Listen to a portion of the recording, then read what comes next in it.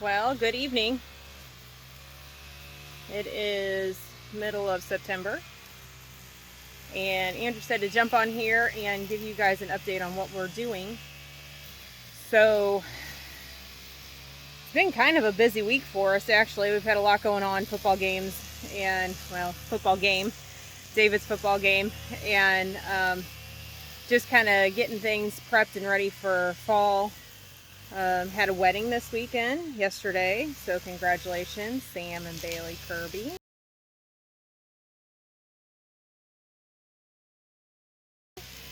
Went down to Jeff City for that. Beautiful wedding. Beautiful wedding. But today, back from the wedding and back from our little trip down to central Missouri, and we are finishing the clean out of our first high tunnel. We had given you an update a while back on that about this time of year, we go ahead and start cleaning everything out as far as the summer vegetables go and get ready for fall and winter, so that we have a mature crop going into winter, and we can harvest off of that for quite a few months. So what we are doing now is Andrew's doing a little bit of weed eating, and we're going to get all that raked together. I'm nice and sweaty, as you can see from just got done weed eating. So our process that we're going to do in the high tunnel, and I was going to have Lisa, she'd jumped in there and did the video for me. So we're going to go over here and just look at the tunnel and kind of show you how we're going to do this. Obviously finishing up weed eating here. So after we get done weed eating, we are going to put our sprinkler system back in, which runs off this main hose, and that goes right down the center. We're going to do this temporary again. We will water this for the night, water it pretty heavily. Should probably mention we have cucumbers ready to go back in there tomorrow or even tonight, and those will go in, those 2 beds with the strings still down. So those will go in, and we'll start watering this, water it heavily overnight. And tomorrow, since this is going into lettuce and leafy greens, we won't broad fork this, but we will go ahead and fertilize it and run the tilther over it. And we are going to go ahead and put fabric down for the wintertime for our lettuces. So we will show you that. We've got a short video. It's done at night, but we're going to go ahead and include that video on how Lisa was burning holes for the cat tunnel. I talked to a really nice couple the other day over at one of our supply stores, and they were having kind of that same issue of getting ahead of the weeds and was wanting to put landscape fabric down, but wasn't really sure. And I kind of told them how we were doing it and told them that we were on YouTube. So I wanted to make sure that I included that video in this, so that if they do watch, that is in there for them. And we will do another video on when we burn these, and we should be able to burn these tomorrow afternoon is the hope. I know it's going to get really, really hot, so we are not going to get lettuce planted into this until after Tuesday, because it's supposed to be near 100 degrees again on Tuesday. And in this tunnel, and when the sun's shining, it could be freezing outside, and it's 70 in here, so that kind of gives you an idea of temperatures in here.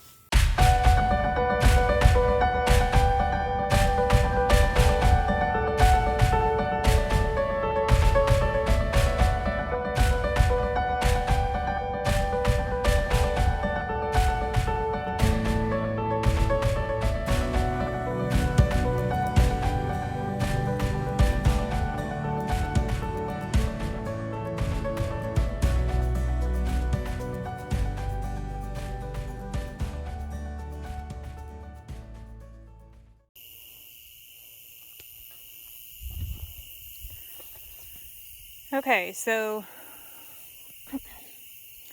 we are going to be, it's getting dark, and I want to get this in for you guys.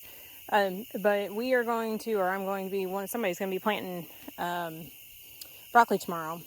And I wanted to show you guys a little bit about how we do the fabric. So we will go through and measure out, this is brand new fabric, if we're putting brand new fabric down. We will go through and measure out our holes, the distance of where the plants should go. And then we have a couple of templates that we use.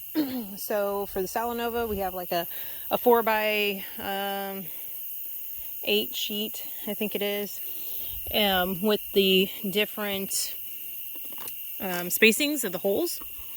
And so what we do is we take our template and we set it on the fabric over the hole and position it correctly where we want it to go. And then we take a propane torch, just a little handheld butane, propane, however you want to, whichever gas fuel that you are using. And we'll just move our board and template along to cover our holes, kind of like this right here. I'll show you. You just light up your propane, give it a little bit of a swirl. Doesn't take much at all to melt that plastic, and then you've got a nice pretty hole. So, but yeah, that's how we're going to do this tunnel. It's going to get the cucumbers until they're done, and we'll go ahead and put fabric on those when those are done, and those will last well into October. These won't, but the new ones will. And these will all go in the next week and a half in lettuce, and that's going to be our overwintering early lettuce. And the other tunnel will get cleaned out in the same manner that we're doing here. I probably will go ahead. The main weed we're going to have in this tunnel now is, if we look, is cherry tomatoes. And these things will germinate probably the rest of this fall, once they're incorporated a little bit. But definitely come spring, these things will be all over the tunnel. I mean, they are almost a nuisance. They're easy to pull, because even as dry as this is and as weedy as it is, this ground is still pretty loose in here. And that one doesn't have any moisture on it. Here, we'll look at this one right here, kind of give you an idea. This has had tomatoes in it all year long, and wherever there's moisture, I can go down in there and just dig. So I'm not sure if I'm getting that on camera or not. I'm probably not. So we leave, trying to get this tomato plant in here for you. We leave the roots intact as much as possible. So we'll go ahead and leave those intact, but this whole tunnel is going to be like that, and it'll work out fine. I may do a short video on broad forking, but like I said, we don't have to broad fork because it's going to leafy greens. In the other tunnel, if we do carrots, when we do carrots, that will get broad forked. Absolutely will get broad forked. And that's kind of a way of our loosening the soil, but it's not tilling because we're not inverting the soil at all. So we'll show you that process. But like I said, want to jump on here and include this video just to give you guys an idea and fill you in on the rest of this tunnel. So hopefully in about a day or two, 3, you'll see this process starting. We'll have the fabric down and we'll be ready to go.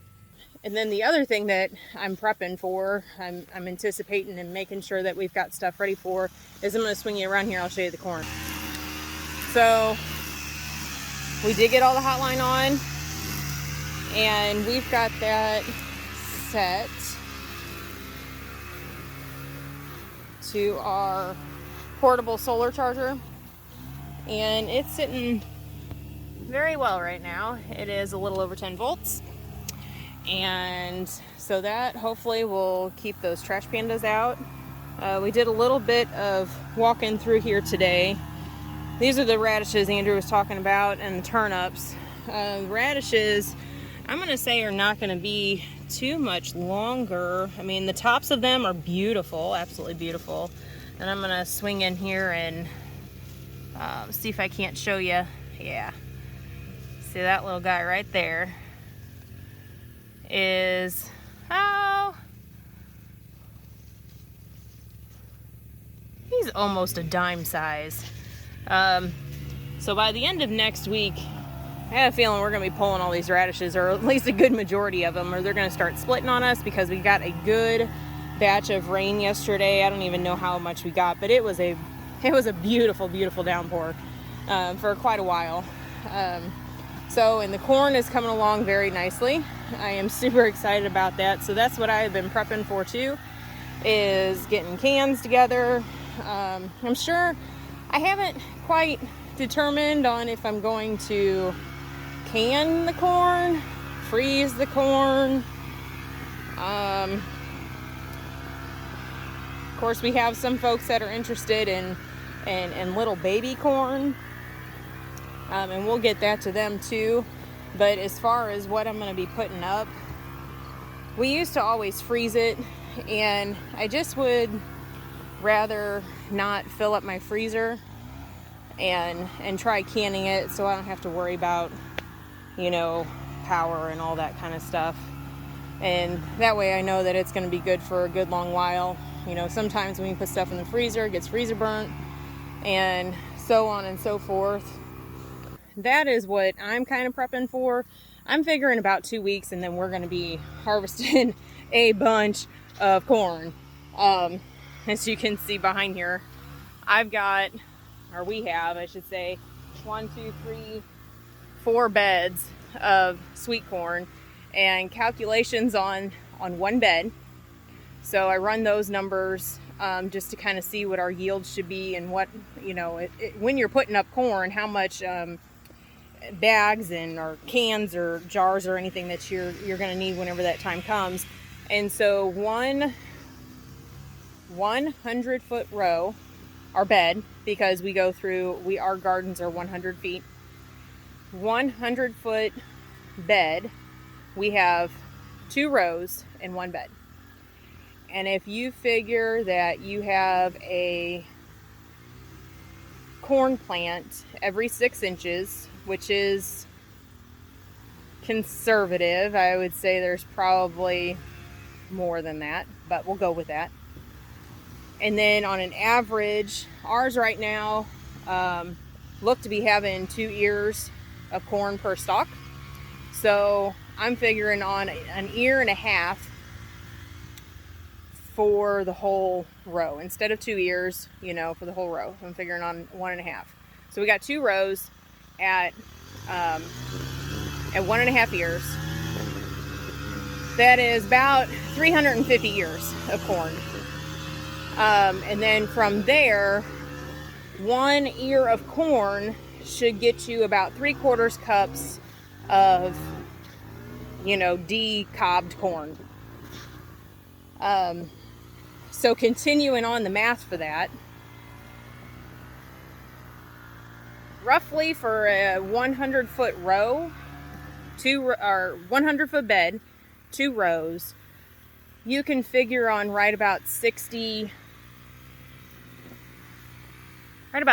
quarts of corn, which when you break it down that far, it's like, whoa, you've got a lot of corn sitting there, and that's a lot of work ahead of you. So there's some planning that definitely goes into that, to make sure that you're prepped and ready, and how much quantity that you're going to have to share out, to sell, to give away, and to even put up. So that's kind of what's been going through my head this past week.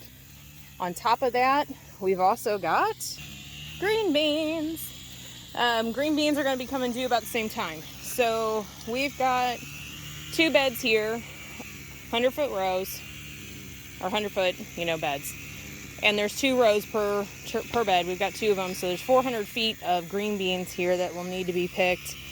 And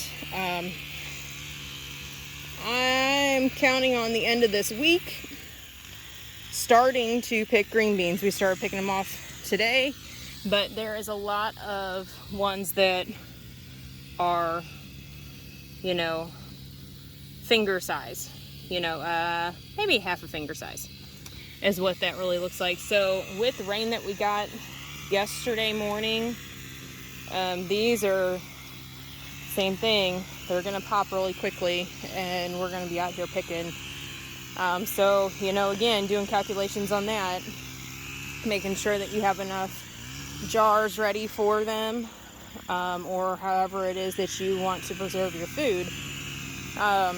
There's a little bit of planning in that too, obviously. So just having the jars on hand, having your freezer bags on hand. Some people like to blanch their green beans and then just freeze them.